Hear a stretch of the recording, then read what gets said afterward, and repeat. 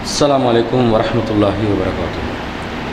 إن الحمد لله نحمده ونستعينه ونستغفره ونعوذ بالله من شرور أنفسنا ومن سيئات أعمالنا. من يهده الله فلا مضل له ومن يضلل فلا هادي له. وأشهد أن لا إله إلا الله وحده لا شريك له وأشهد أن محمدا عبده ورسوله. أما بعد. அகிலத்தை படைத்து பரிபாலிக்கக்கூடிய எல்லாம் வல்ல அல்லாஹ்வுக்கு புகழனைத்தும் அல்லாஹ்வின் சத்திய தூதர் எம்முரிலும் மேலான கண்மணி நாயகம் ஸல்லல்லாஹு அலைஹி வஸல்லம் அவர்கள் மீதும் அன்னவர்களை பின்பற்றி வாழக்கூடிய அனைத்து முஸ்லீம்கள் மீதும் எல்லாம் வல்ல அல்லாஹ்வின் கருணையும் சாந்தியும் என்னென்னும் நிலவட்டுமாக. அன்பிற்குரிய அல்லாஹ்வின் நல்லடியார்களே, அல்லாஹ்வினால் கடமையாக்கப்பட்ட புனிதமிக்க ஜும்ஆவின் கடமையை நிறைவேற்றுவதற்காக நாம் அனைவரும் இந்த இடத்திலே ஒன்று கொள்மிருக்கிறோம். அல்லாஹ் ரப்புல் ஆலமீன் இந்த தூய்மையான இஸ்லாமிய மார்க்கத்தை பலருடைய தியாகங்களூடாக வளர்த்தெடுக்கின்றான். அதிலும் மிக முன்னுரிமை வழங்கப்பட்டவர்கள் அல்லாஹ்வின் தூதர் ஸல்லல்லாஹு அலைஹி வஸல்லம் அவர்களுடன் நேரடியாக தோழமை கொண்டு இந்த மார்க்கத்தை வளப்படுத்திய நபித்தோழர்கள் என்பதை நாம் அனைவரும் அறிந்து வைத்திருக்கின்றோம். இந்த நபித்தோழர்களுடைய கடும் தியாகத்துக்கு மத்தியிலே வளர்ச்சியடைந்த இந்த மார்க்கத்தை நாமும் பலவிதமான தியாகங்களோடு பலவிதமான உழைப்புகளோடு இந்த மார்க்கத்திற்காக பாடுபட்டால்தான் இந்த மார்க்கத்தை தொடர்ச்சியாக அடுத்த தலைமுறையினருக்கு கொண்டு செல்லலாம் என்பதை நாம் படிப்பினையாக பெறுவதற்காக வேண்டி நபித்தோழர்கள் எந்த அளவிற்கெல்லாம் இந்த மார்க்கத்திற்காக சிரமப்பட்டார்கள் என்பதை நாம் பார்க்கவிருக்கின்றோம். அன்பிற்குரிய அல்லாஹுவின் நல்லடியார்களே, அல்லாஹு ரப்புல் ஆலமீன் நபித்தோழர்கள் சம்பந்தமான பல இடங்களில் திருக்குர்ஆனிலே பேசுகின்றான். அதிலும் குறிப்பாக லகத் தாபல்லாஹு அலன் நபி வல் முஹாஜிரீன வல் அன்சாரில் லதீன தபஉ ஃபீ ஸாஅத்தில் உஸ்ரதி. அல்லாஹு ரப்புல் ஆலமீன் இந்த நபியையும் முஹாஜிர்களையும் அன்சார்களையும் மன்னித்து விட்டான். அல்லதீன தபஉ ஃபீ ஸாஅத்தில் உஸ்ரதி, அவர்கள் மிக நெருக்கடியான காலகட்டத்திலே இந்த தூதரை பின்பற்றினார்கள். மின் பாதி மா காத யஸீஉ குலூபு ஃபரீக்கும் மின்ஹும், அவர்களில் ஒரு சாராருடைய உள்ளங்கள் சற்று சரிவடையக்கூடிய நிலையில் இருந்தாலும் சும்ம தாப அலைஹிம், அவர்களை அல்லாஹ் மீண்டும் பலப்படுத்தி அவர்களை மன்னித்து விட்டான். இன்னஹு பிஹிம் ரഊஃபுர் ரஹீம், அல்லாஹ் அவர்கள் மீது இரக்கம் உள்ளவனாக நிகரற்ற அன்புடையவனாக இருக்கின்றான் என்று அல்லாஹ் தஆலா சொல்கிறார். அப்போ நபித்தோழர்கள் நபிகள் நாயகம் ஸல்லல்லாஹு அலைஹி வஸல்லம் அவர்களை மிகவும் நெருக்கடியான காலகட்டத்திலே பின்பற்றி நபிகள் நாயகம் ஸல்லல்லாஹு அலைஹி வஸல்லம் அவர்களுக்கு உதவி புரிந்திருக்கிறார்கள். இந்த இஸ்லாத்தை நிலைபெறச் செய்வதற்காக வேண்டி சொந்த ஊரை தியாகம் செய்து மக்காவிலிருந்து மதீனாவுக்கு ஹிஜ்ரத் செய்திருக்கிறார்கள். அந்த ஹிஜ்ரத் செய்த மக்களுக்கு உதவிக்கரம் நீட்டி வாழ்வாதாரத்துக்கு வழி ஏற்படுத்தி தோழர்களாக உறவுகளாக மிக நெருக்கமாக வாழ்ந்து அன்சாரிகளாக மிகப்பெரிய உதவியை புரிந்து இந்த சமூகத்தை கட்டி எழுப்பியிருக்கிறார்கள். அதே மாதிரி அல்லாஹ் தஆலா திருக்குர்ஆனில் சொல்லும்போது வல்லதீன ஆமனு வஹாஜரு வஜாஹது ஃபீ சபீலில்லாஹ், யார் அல்லாஹ்வை நம்பிக்கை கொண்டு ஹிஜ்ரத் செய்து அல்லாஹ்வின் பாதையிலே ஜிஹாத் செய்கிறார்களோ, வல்லதீன ஆவவ் வனஸரு உலாயிக ஹுமுல் முஃமினூன ஹக்கா, யார் அடைக்கலம் கொடுத்து உண்மையான முறையிலே இந்த சமுதாயத்திற்கு உதவி புரிந்திருக்கிறார்களோ, உலாயிக ஹுமுல் முஃமினூன ஹக்கா, அவர்கள்தான் உண்மையான மூமின்கள். லஹும் மக்ஃபிரத்தும் வ ரிஸ்குன் கரீம், அவர்களுக்கு மன்னிப்பும் கண்ணியமான உணவும் உண்டு என்று அல்லாஹ் தஆலா சொர்க்கத்தை அவங்களுக்கு தருவதாக வாக்களிக்கிறான். அப்போ இந்த சமுதாயத்திற்கு அடைக்கலம் புரிந்து இந்த சமுதாயத்திற்காக உதவி செய்து மிக பெரும் தியாகங்களை செய்தவர்களாக நபித்தோழர்கள் இருந்ததனால தான் உலாயிக ஹுமுல் முஃமினூன ஹக்கா, அவர்கள்தான் உண்மையான இறை நம்பிக்கையாளர்கள், இறைவனை விசுவாசித்தவர்கள் என்று அல்லாஹ் பறைசாட்டுகிறார். அப்போ அல்லாஹ்வுடைய உண்மையான மூமின்களாக நாங்கள் இருக்கணும் என்று சொன்னால் நபித்தோழர்கள் எப்படியெல்லாம் இந்த மார்க்கத்திற்காக தியாகம் செய்தார்களோ அதே போன்று நாங்களும் தியாகம் செய்வதற்கு கடமைப்பட்டிருக்கின்றோம் என்பதை நாங்கள் பார்க்கிறோம். அதே போன்று இந்த நபித்தோழர்களுடைய மகத்துவத்தை பற்றி நபிகள் நாயகம் ஸல்லல்லாஹு அலைஹி வஸல்லம் அவர்கள் சொல்லுகின்ற நேரத்தில் லா தசுப்பு அஸ்ஹாபி, என்னுடைய தோழர்களை நீங்கள் ஒருபோதும் திட்டி விடாதீர்கள். ஃபலவ் அன்ன அஹதக்கும் அன்ஃபக மிஸ்ல உஹதின் ذهبًا, நீங்கள் உஹது மலை அளவு தங்கத்தை நீங்கள் அல்லாஹ்வின் பாதையிலே செலவு செய்தாலும் மா பலக முத்தன் அஹதிஹிம் வலா நசீஃபஹு, அந்த நபி தோழர்கள் அவர்களுடைய இரு கைக்குவியல் அல்லது ஒரு பாதி அளவை கூட அந்த தர்மம் ஈடாக்காது என்று நபிகள் நாயகம் ஸல்லல்லாஹு அலைஹி வஸல்லம் சொல்றாங்க. நீங்க உஹது மலை அளவு தங்கத்தை தர்மம் பண்றதா இருந்தா சாதாரண விஷயமா? உஹது மலை என்றா ஒரு மலை கிடையாது, அது ஒரு மலை தொடர், கிட்டத்தட்ட 8 மலைகள் தொடர்ச்சியாக இருந்தால் தான் அது உஹது மலை. அப்ப இந்த உஹது மலை அளவுக்கு நாங்க தங்கத்தை தர்மம் பண்றதா இருந்தா எவ்வளவு பெரிய ஒரு தியாக மனசு இருந்தா அதை பண்ணலாம். எவ்வளோ பெரிய ஒரு மனசு வரணும், தாராளமான மனசு வரணும், அது இருந்தால்தானே அந்த மாதிரி தர்மம் பண்ணலாம்.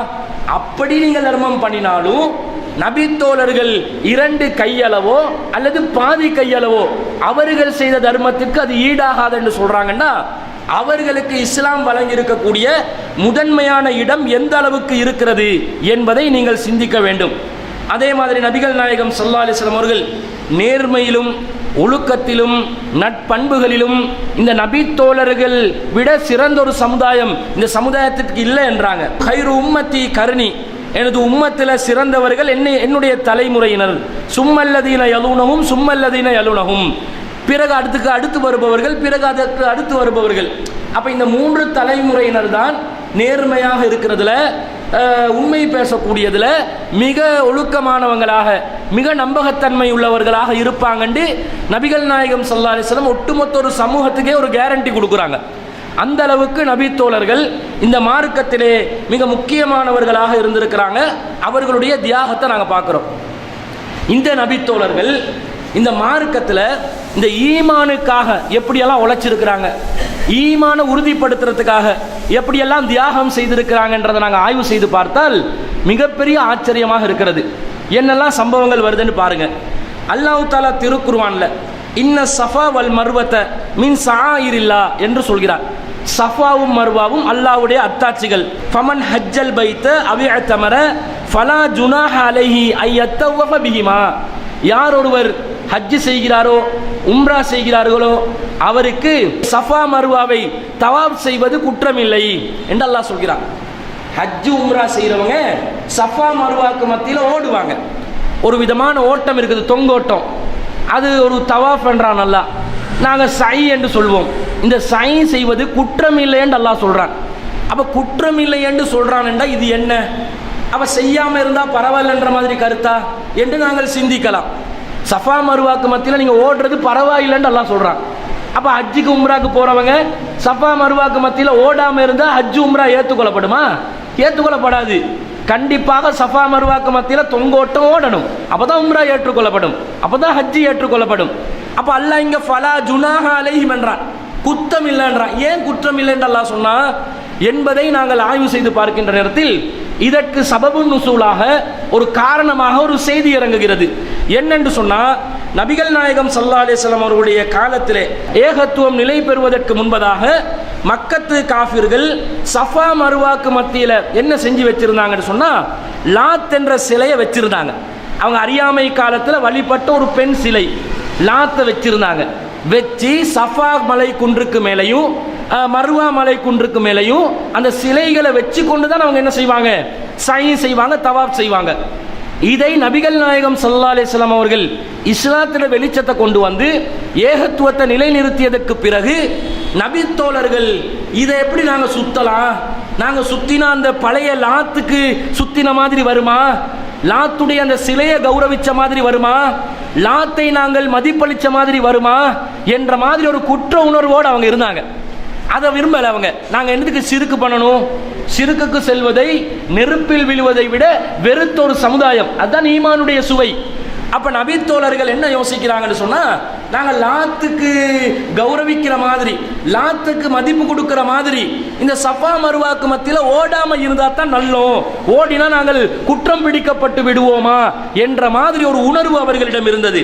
அதற்கு பதிலளிக்கும் விதமாகத்தான் அல்லாஹ் தஆலா குர்ஆன்ல இன்ன ஸஃபா வல் மர்வத மின் ஷஆயிரில்லா, ஸஃபா மர்வா அல்லாஹ்வுடைய அத்தாட்சிகள். அவன் லாத்து சிலையை கொண்டு வந்து வச்சா அது அல்லாஹ்வுடைய அத்தாட்சி இல்லைன்னு ஆகுமா? அவன் தான் அல்லாஹ்வுடைய சின்னங்களை கலங்கப்படுத்துறான். அல்லாஹ்வுடைய சின்னங்கள் என்று அல்லாஹ்வுடைய சின்னங்கள் தான். அவன் தான் ஜாஹிலியத்து பண்றான். அப்ப லாத் சிலை இல்லாத நேரத்தில் நீங்க தாராளமா என்ன செய்யலாம், சஃபா மருவாக்கு மத்தியில ஓடலாம், தொங்கோட்டம் ஓடணும் என்று அல்லாஹ் தஆலா சொல்வதை நாங்கள் பார்க்கிறோம். அப்ப எந்த அளவுக்கு ஈமான்ல உறுதி என்று பாருங்க. ஒரு சிலையை நாங்க அறியாமை காலத்துல வழிபட்டு இருக்கிறோம். அந்த இடத்தை நாங்க அடிப்படையாக வச்சு இங்க நாங்க கண்ணியப்படுத்துற மாதிரி வந்துடக்கூடாது, சிறுக்கின் சாயல் கூட படிந்து விடக் கூடாது என்பதில் நபித்தோழர்கள் மிக உறுதியாக இருந்தார்கள். அவர்களுடைய தியாகம் என்றால் வெறுமனே ஒரு விதமான மூடலான தியாகமாக இருக்கவில்லை. ஒரு காரண காரியத்தோட ஒரு இலக்கை அடையக்கூடிய விதத்தில் அவர்களுடைய தியாகம் இருந்தது. சிறுக்கு இல்லாத ஒரு வாழ்க்கை, ஏகத்துவம் நிலை பெறக்கூடிய ஒரு வாழ்க்கை. இந்த வாழ்க்கைக்காக வேண்டி தியாகம். சில பேர் தியாகம் பண்ணுவாங்க, ஆனா அதுல எந்த ஒரு பலனும் இருக்காது. நிறைய தொழுவாங்க, ரசூலா வழிகாட்டியே இருக்க மாட்டாங்க. தொழுகிறது ஒரு தியாகம் தானுங்க. நேர காலத்தை ஒதுக்கி மெனக்கெட்டு அதுக்காக வேண்டி இபாதத் பண்றாங்கன்னா அது ஒரு தியாகம்.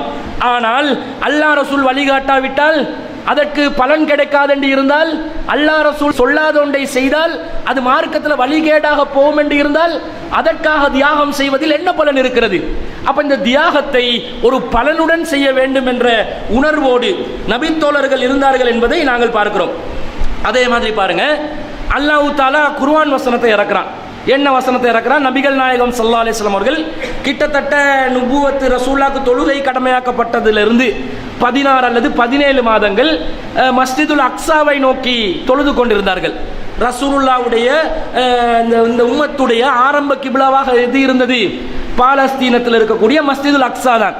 அப்ப இந்த பைத்துல் முகத்தஸை மஸ்ஜிதுல் அக்ஸாவை அடிப்படையாக கொண்டு நபிகள் நாயகம் ஸல்லல்லாஹு அலைஹி வஸல்லம் அவர்கள் தொழுது கொண்டிருக்கின்ற நேரத்தில் இஸ்ரவேலர்கள், யூதர்கள் அதை விமர்சித்தார்கள், ஏளனமாக பேசினார்கள். இவர் நம்முடைய கடவுள் கொள்கையை விமர்சிக்கிறார், நம்முடைய கொள்கை தவறு என்கிறார், யூதர்களை வழிகேடர்கள் என்கிறார், யூதர்களை காஃபிர் என்கிறார். ஆனா யூதர்கள் மதிக்கக்கூடிய கிப்லாவை தான் இவரும் மதிக்கிறார். யூதர்கள் எதை கிப்லாவாக வைத்திருக்கிறார்களோ அதை இவரும் காப்பி அடிக்கிறார் என்ற மாதிரி ஒரு விமர்சனம் அந்த சமூகத்தில் இருந்தது. அப்ப நபிகள் நாயகம் ஸல்லல்லாஹு அலைஹி வஸல்லம் அவர்கள் இந்த விமர்சனத்தை யோசிச்சாங்க. ஆமா, எதுக்கு நாங்க அதை பார்க்கணும்? நமக்கு நல்ல நெருக்கமான, நமக்கு நல்ல பரிச்சயமான ஒரு காபத்துல்லா இருக்குது, இப்ராஹிம் நபி அலைஹிஸ்ஸலாம் அடிப்படையாக கொண்ட ஒரு காபத்துல்லா, அதை நோக்கி நாங்கள் தொழலாம் தானே என்ற மாதிரி ரசூலுல்லாஹ்வுடைய உள்ளத்தில் ஒரு சிந்தனை இருந்தது. அப்ப அல்லாஹ் தஆலா இந்த ரசூலுல்லாஹ்வுடைய உள்ளத்தில் இருக்கக்கூடிய இந்த எண்ணத்தை நிறைவேற்றும் விதத்தில் ஒரு குர்ஆன் வசனத்தை இறக்குறான். கத்னரா தகுல்லுபு வஜ்ஹிக ஃபிஸ் ஸமா, முகம்மதே உம்முடைய முகம் அடிக்கடி வானத்தை நோக்கி பார்வையிடுவதை நாங்கள் பார்க்கிறோம். ரசூலா வஹி வராதா, வஹி வராதா, மாற்றம் வராதான்னு அடிக்கடி வானத்தை பார்த்து கொண்டு இருந்திருக்கிறாங்க. அப்ப நாங்க இதை பார்க்கிறோம். ஃபலனுவல்லியன்னக கிப்லத்தன் தர்லாஹா, நீங்க விரும்பக்கூடிய ஒரு கிப்லாவை நோக்கி உங்களை நாம் திருப்புகிறோம். ஃபவல்லி வஜ்ஹக ஸத்ரல் மஸ்ஜிதில் ஹராம், எனவே உங்களுடைய முகங்களை மஸ்ஜிதுல் ஹராமுடைய திசையை நோக்கி திருப்பிக் கொள்ளுங்கள் என்று அல்லாஹ் தஆலா குர்ஆன் வசனத்தை இறக்குறான். இந்த குர்ஆன் வசனத்தை இறக்கினோடனே நபிகள் நாயகம் ஸல்லல்லாஹு அலைஹி வஸல்லம் அவர்கள் மஸ்ஜிதுல் ஹராமை நோக்கி தொழ ஆரம்பிக்கிறாங்க. அப்ப அந்த நேரத்தில் நபித்தோழர்களுடைய ஒரு சாரார் அவங்க என்ன செய்யறாங்க? மஸ்ஜிதுல் அக்ஸாவை நோக்கி தொழுது கொண்டிருந்தார்கள். அவங்க தொழுது கொண்டிருக்கிற நேரத்தில் ருக்கூல இருக்கிறாங்க. லுஹருடைய ஒரு தொழுகை நேரம் அல்லது அசருடைய ஒரு தொழுகை நேரத்தில் ருக்கூல மஸ்ஜிதுல் அக்ஸாவை நோக்கி தொழுது கொண்டிருக்கிறாங்க. ஒரு அறிவிப்பாளர் இன்னும் குர்ஆன் வசனம் அருளப்பட்டு விட்டது, கிப்லா மாற்றம் செய்யப்பட்டு விட்டது என்று ஏற்கனவே அவர் தொழுது வந்தவர் இமாம் ஜமாத்தில் கலந்து கொண்டிருக்க வேறொரு பகுதியில் இருக்கிற மக்களுக்கு அறிவிப்பு செஞ்ச உடனே இமாம் ஜமாத்தை என்ன செய்து ருக்கூல இருக்குது. அந்த ருக்கூல இருக்கிறவங்க அப்படியே கிப்லாவை நோக்கி, காபத்துல்லாவை நோக்கி ருக்கூல இருந்தவாறே அவர்கள் திரும்பி விடுகிறார்கள் என்றதை பார்க்கிறோம். எவ்வளவு ஒரு கட்டுப்பாடுன்னு பாருங்க. அல்லாஹ் தஆலா குர்ஆன் வசனத்தை அருளிவிட்டான், காபத்துல்லாவை நோக்கி அல்லாஹ் தஆலா திசையை திருப்பி விட்டான். எனவே நாங்கள் காபாவை நோக்கி தான் தொழணும் என்று ஒருவர் அறிவிக்கின்ற நேரத்தில் உடனடியாக தொழுகையிலே இருந்து அந்த திசையை அவர்கள் திருப்பி கொண்டார்கள் என்று சொன்னா குர்ஆனின் மீது எவ்வளவு பெரிய ஒரு பற்று, எவ்வளவு பெரிய ஒரு கட்டுப்பாடு, எவ்வளவு பெரிய ஒரு நம்பிக்கை, எவ்வளவு பெரிய ஒரு எதிர்பார்ப்பு, அல்லாஹ்வுடைய கட்டளைக்கு கட்டுப்பட வேண்டும் என்ற எவ்வளவு பெரிய ஒரு ஆர்வம் அவர்களுக்கு இருந்தது என்பதை இந்த செய்தியிலிருந்து நாங்கள் பார்க்கிறோமா இல்லையா? நம்ம ஆக்களுக்கு குர்ஆன் வசனத்தை ஓதி காட்டினாலும் அதுக்கு அது விளக்கம் இல்லை, இது விளக்கம் என்று குதர்க்கம் பண்ணுகிறார். ஆனால் குர்ஆன் வசனங்கள் ஓதி காண்பிக்கப்பட்டு சரியான விளக்கங்கள் சொல்லப்படுமேயானால் சமயனா வாத்தானா, செவியுற்றோம், கட்டுப்பட்டோம். அதற்கு குதர்க்கம் செய்வதோ மாற்றம் செய்வதோ விரும்பவில்லை என்று கருத்து சொல்வதோ எந்த ஒரு மூமினுக்கும் தகுதியானது ஒன்று கிடையாது என்பதை இந்த செய்தியிலிருந்து நாங்கள் அறிந்து கொள்கிறோம். இது மாத்திரமா? அல்லாஹ்வின் தூதர் ஸல்லல்லாஹு அலைஹி வஸல்லம் அவர்கள் மீது மிகப்பெரிய ஒரு நேசத்தை வைத்திருந்தார்கள். அது ஒரு சாதாரண நேசம் அல்ல. இந்த சமுதாயத்தில் எல்லாமே அல்லாஹ்வின் தூதரை நேசிப்பதாக சொல்வார்கள். ஆனால் அந்த நேசத்தின் வெளிப்பாடு எந்த அளவுக்கு அவர்கள் மார்க்கத்தை பின்பற்றுகிறார்கள் என்பதை வைத்து அறிந்து கொள்ளலாம். சஹாபாக்கள் எந்த அளவுக்கு ரசூலுல்லாஹ் மீது நேசம் வைத்தார்கள் தெரியுமா? ஹுதைபியா உடன்படிக்கையின் போது மக்கத்து காஃபிர்களோட நபிகள் நாயகம் ஸல்லல்லாஹு அலைஹி வஸல்லம் அவர்கள் உடன்படிக்கையை எழுத்துல எழுதுறாங்க. இவங்க உம்ராக்காக போறாங்க, உம்ராக்கு ஊருக்குள்ள நுழையக்கூடாது என்று தடை விதிக்கிறாங்க. பிறகு அப்ப நாங்க உம்ரா செய்ய திரும்ப வரணும் என்றா என்ன பண்ணணும்? உங்களோட சமாதான பேச்சுவார்த்தை நடத்தலாம், நாங்க போருக்காக வேண்டி வரவில்லை. நபிகள் நாயகம் மிகப்பெரிய ஒரு சக்கரவர்த்தியா தான் இருந்தாங்க. ரசூலுல்லாஹ் விரும்பி இருந்தால் அந்த நேரத்தில் மீண்டும் படையை திரட்டி வந்து உடனடியாக மக்காவை கைப்பற்றி இருக்கலாம். ஆனாலும் நபிகள் நாயகம் ஸல்லல்லாஹு அலைஹி வஸல்லம் அவர்கள் உலக விவகாரம் என்பதனால் ஒரு விட்டு கொடுப்போட ஒரு ஒப்பந்தத்தை செய்கிறார்கள். அந்த ஒப்பந்தத்தில் அல்லாஹ்வின் தூதர் முஹம்மது ஸல்லல்லாஹு அலைஹி வஸல்லம் அவர்களுக்கும் குறைஷி காஃபிர் தலைவர்களுக்கும் மத்தியில் உள்ள ஒப்பந்தம் என்ற வாசகத்தை எழுதுகின்ற நேரத்தில் காஃபிர்கள் என்ன சொல்கிறார்கள்? அல்லாஹ்வின் தூதர் முஹம்மது என்று நீங்க எழுதக்கூடாது, இது எங்களுக்கு தெரியாது, நீங்க என்ன எழுதணும், அப்துல்லாவின் மகன் முஹம்மது என்று எழுதுங்க என்று சொல்லி அடம் பிடித்தார்கள்.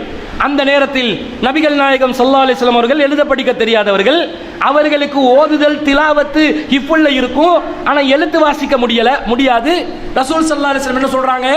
தன்னுடைய சகோதரன் அலி அவர்களை அழைத்து, சாச்சா மகன் தானே அலி ரலியல்லாஹு அன்ஹு அவர்களை அழைத்து, என்னுடைய பேர்ல முகமது ரசூலுல்லாஹ் இருக்குது, அந்த ரசூலுல்லாஹ் என்பதை நீங்கள் அழித்து விட்டு அப்துல்லாவின் மகன் முகமது என்று எழுதுங்க என்று சொன்ன நேரத்தில் அலி ரலியல்லாஹு அன்ஹு அவர்கள் என்ன செய்தார்கள்? இது சாதாரண ஒரு ஏற்ற எழுத்துல வர ஒரு விஷயம்தான்.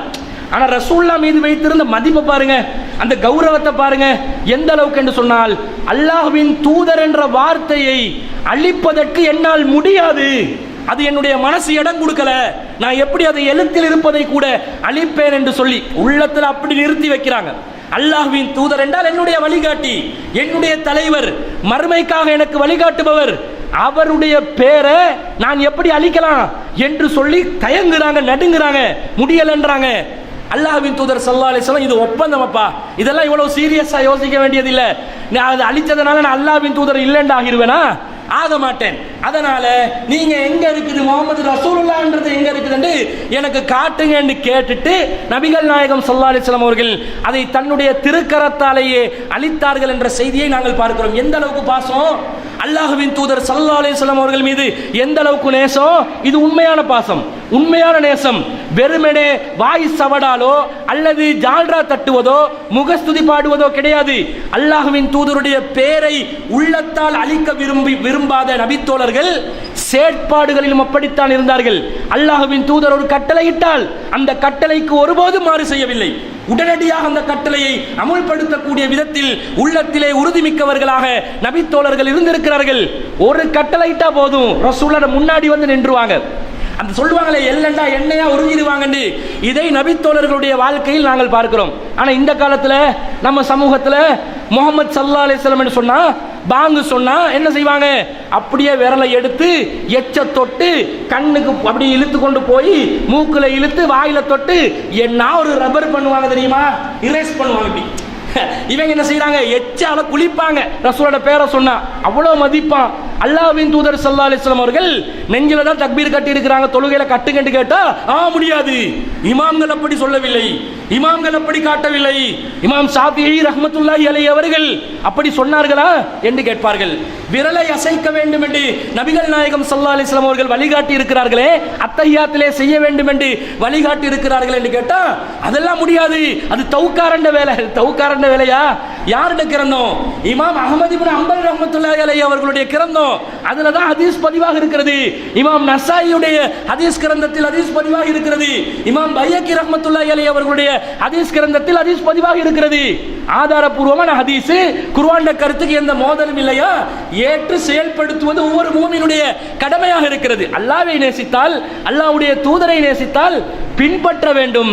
பின்பற்றல சாயல் கூட இல்லாமல் அல்லாஹ்வின் தூதருக்கு பர்த்டே செலிப்ரேஷன் பண்றதும், ஈத் மீலாதாக்குறதும், மீலாத ஈதாக்கிட்டாங்க, அதே பெருநாளாக்கி கொண்டாடுறதும், இந்த அளவுக்கு சடங்கிலும் சம்பிரதாயத்திலும் அல்லாஹ்வின் தூதரை மதிப்பதாக சொல்கிறார்களே தவிர உண்மையான பாசம், நேசம், அன்பு, மதிப்பு இருக்கும் என்று சொன்னால் அல்லாஹ்வின் தூதரை செயல் வடிவத்திலே நாங்கள் பின்பற்றுவதற்கு கடமைப்பட்டிருக்கிறோம் என்பதை நாங்கள் பார்க்கிறோம். அது மாத்திரமில்ல அன்பிற்குரியவர்களே, எந்த அளவுக்கு நபித்தோழர்கள் இந்த மார்க்கத்திற்காக வேண்டி தியாகம் செய்திருக்கிறார்கள் என்று பாருங்கள். நபிகள் நாயகம் ஸல்லல்லாஹு அலைஹி வஸல்லம் அவர்கள் ஒரு முறை ஒரு போருக்காக வேண்டி மக்களுக்கு அழைப்பு விடுக்கிறாங்க.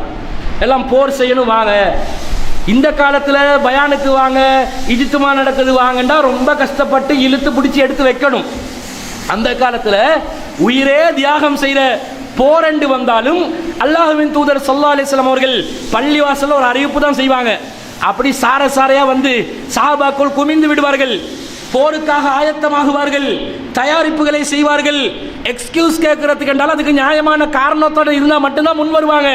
பெரும்பாலும் முனாஃபிக்கள் தான் பின்வாங்குவாங்க. இந்த மாதிரி ஒரு தியாகம் இருந்தது. இந்த நேரத்தில் நபிகள் நாயகம் ஸல்லல்லாஹு அலைஹி வஸல்லம் அவர்கள் போருக்காக அறிவிப்பு செய்கின்ற நேரத்தில் அப்துல்லா இப்னு உம்மி மக்தூம் ரலியல்லாஹு அன்ஹு அவர்கள், அவருடைய கண்கள் குருடாக இருந்தது, அவருக்கு போருக்கு கலந்து கொள்ள முடியாது. ரசூலுல்லாஹ் பெரும்பாலும் போருக்கு செல்லுகின்ற நேரத்தில் மதீனா ஆட்சியுடைய பொறுப்பையே அப்துல்லா இப்னு உம்மி மக்தூம் ரலியல்லாஹு அன்ஹு கையில தான் கொடுத்துட்டு போவாங்க. அந்த அளவுக்கு நம்பகத்தன்மையில, இஸ்லாத்துல பற்றுல, இஸ்லாத்தை கடைபிடிக்கிறதுல ரொம்ப உறுதியான ஒரு நபித்தோழர்.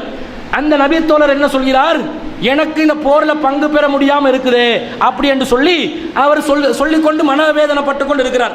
அல்லாஹ் ஒரு குர்ஆன் வசனத்தை இருக்கிறான், லா யஸ்தவில் காயிதுன மினல் முஃமினீன கைரு உலில் லரரி வல் முஜாஹிதுன ஃபீ சபீலில்லாஹ் பி அம்வாலிஹிம் வ அன்ஃபுஸிஹிம் என்று குர்ஆன் வசனம் கொண்டு வருது. இந்த குர்ஆன் வசனத்துல யாரு போருக்கு செல்லாமல் வீட்டில் முடங்கி கிடக்கிறார்களோ அவர்களும் அல்லாஹ்வின் பாதையில் போர் செய்பவர்களும் சமமாக மாட்டார்கள் என்று அல்லாஹ் முதல்ல குர்ஆன் வசனத்தை இறக்குறான். எப்படி இறக்குறான்டா, லா யஸ்தவில் காயிதுன மினல் முஃமினீன வல் முஜாஹிதுன ஃபீ சபீலில்லாஹ், அந்த கைர உலுல் லரரி என்ற வார்த்தை இல்லாம, எக்ஸெப்ஷன் இல்லாம பொதுவாக அல்லாஹ் குர்ஆன் வசனத்தை இறக்குறான். போருக்கு செல்பவர்களும் வீட்டில் முடங்கி கிடப்பவர்களும் சமமாக மாட்டார்கள் என்று அல்லாஹ் சொல்றான். அப்துல்லா இப்னு உம்மி மக்தூம் ரலியல்லாஹு அன்ஹு ரொம்ப மனக்கவலை, நமக்கு போக முடியாம இருக்குதே, நாங்களும் வீட்டில் கிடக்கிற பெண்கள் போல ஆகிறோமே. இவ்வளவுக்கு அவருடைய பார்வை இல்லை. பார்வை இல்லாவிட்டாலும் உள்ளம் அப்படியே குற்ற உணர்வோடு இருக்குது. நமக்கு முடியாம இருக்குது, இந்த மார்க்கத்துக்காக தியாகம் செய்ய முடியாம இருக்குது என்று கவலைப்பட்டு கொண்டிருக்கிறார்கள். அந்த நேரத்தில் அல்லாஹ்வின் தூதரிடம் அப்துல்லா இப்னு உம்மி மக்தூம் ரலியல்லாஹு அன்ஹு அவர்கள் வந்து கேட்கிறார்கள், அல்லாஹ்வின் தூதரே, நானும் வீட்டில் முடங்கி கிடக்கக்கூடிய பெண்களுக்கு ஒப்பானவனாக மாறிவிடுவேனா? எனக்கு பார்வைகள் தெரியாமல் இருக்கிறதே, நான் எப்படி இந்த போரில் பங்கு பெறலாம் என்று கேட்கின்ற நேரத்தில் அந்த அப்துல்லா இப்னு உம்மி மக்தூம் ரலியல்லாஹு அன்ஹு அவர்களுடைய உண்மையான உள்ளத்தின் நிலையை அறிந்த இறைவன் உடனே வசனத்துல எக்ஸெப்ஷனை போடுறான். எப்படி போடுறான், லா யஸ்தவில் காயிதுன மினல் முஃமினீன கைரு உலில் லரரி, மூமின்கள்ல யாரு வீட்டில் முடங்கி கிடக்கிறார்களோ, கைரு உலில் லரரி, இயற்கையான உபாதைகள் இருப்பவர்களை தவிர. எப்படி அல்லாஹ் தஆலா எப்படி உள்ளத்தை பார்க்கிறான், இயற்கையான உபாதைகள் யாருக்கு இருந்துச்சோ அவர்களை தவிர வீட்டில் முடங்கி கிடக்கும் மூமின்களும் போர் செய்யக்கூடிய மூமின்களும் சமமாக மாட்டார்கள். மூமின்களாக இருந்தா களத்தில் இறங்கணும். ரசூலுல்லாஹ்வுடைய காலத்தில் தியாகம், இஸ்லாமிய ஆட்சியை பாதுகாக்கிற விதத்தில், அரசாங்கத்தை பாதுகாக்கிற விதத்தில், அந்த அரசாங்கம் நிலைநிறுத்தும் தீனை பாதுகாக்கும் விதத்தில் போர் நடந்தது. இந்த காலத்தில் நமக்கு போரெல்லாம் கிடையாது. ஆனால் தியாகம் செய்வதற்கு முன்வர வேண்டும். நீங்கள் வீட்டில் கிடக்கக்கூடிய மூமின்களா, அல்லாஹ்வின் பாதையில் தியாகம் செய்யக்கூடிய மூமின்களா? அந்த மூமின்கள் எப்படி, பி அம்வாலிஹிம் வ அன்ஃபுஸிஹிம், உயிர்களாலும் உடைமைகளாலும் தியாகம் செய்ய வேண்டும்.